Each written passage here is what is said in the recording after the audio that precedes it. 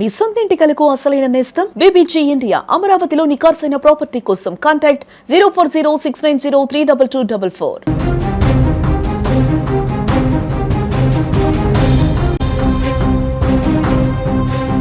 అంతర్జాతీయ సరిహద్దుల్లో మళ్లీ అలజడి.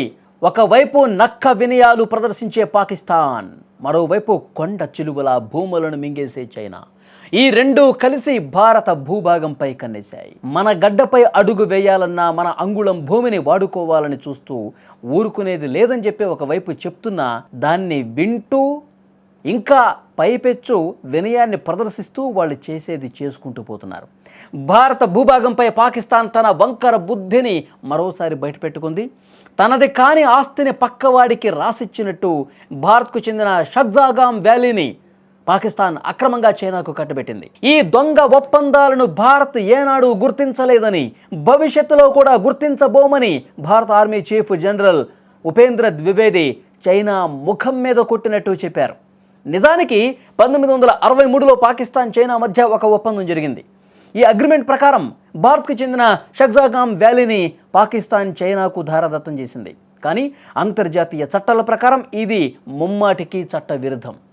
మన దగ్గర దొంగిలించిన భూమిని మరో దేశానికి అమ్మే హక్కు పాకిస్తాన్కు ఎక్కడిది అని సూటిగా భారత్ ప్రశ్నిస్తోంది. ఢిల్లీలో జరిగిన మీడియా సమావేశంలో కూడా ద్వివేది ఈ విషయం చెప్పారు. ఈ ప్రాంతంలో చైనా చేసే ఎలాంటి పనులను భారత్ అంగీకరించదని స్పష్టం చేశారు. ఈ వ్యాలీ ద్వారా చైనా తన కలల ప్రాజెక్ట్ అయిన చైనా పాకిస్తాన్ ఎకనామిక్ కారిడార్ని నిర్మిస్తోంది.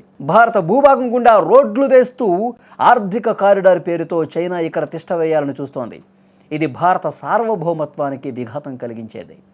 పాకిస్తాన్ తన స్వార్థం కోసం చైనాకు బానిసగా మారి మన భూమిని తాకట్టు పెట్టింది. ఈ రెండు దేశాల అక్రమ బంధం వల్ల ఈ ప్రాంతంలో ఉద్రిక్తతలు పెరిగే అవకాశం ఉంది. అయితే ఈ నెల 9వ తేదీ కూడా భారత్ ఈ వ్యవహారంపై ఘాటుగా స్పందించింది.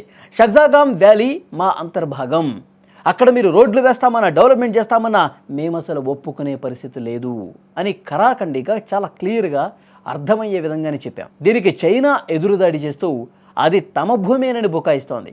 కానీ చరిత్ర సాక్షిగా అది భారత గడ్డ.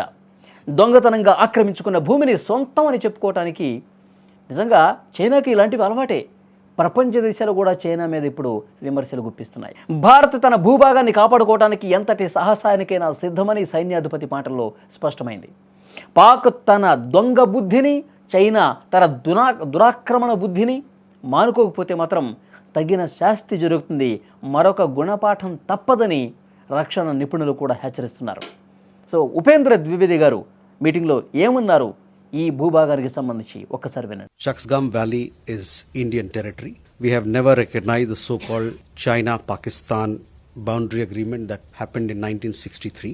We have consistently maintained that the agreement is illegal and invalid. We do not recognize the so-called China-Pakistan economic corridor either, which passes through Indian territory that is under forcible and illegal occupation of Pakistan. The entire Union territories of Jammu and Kashmir and Ladakh are an integral and inalienable part of India.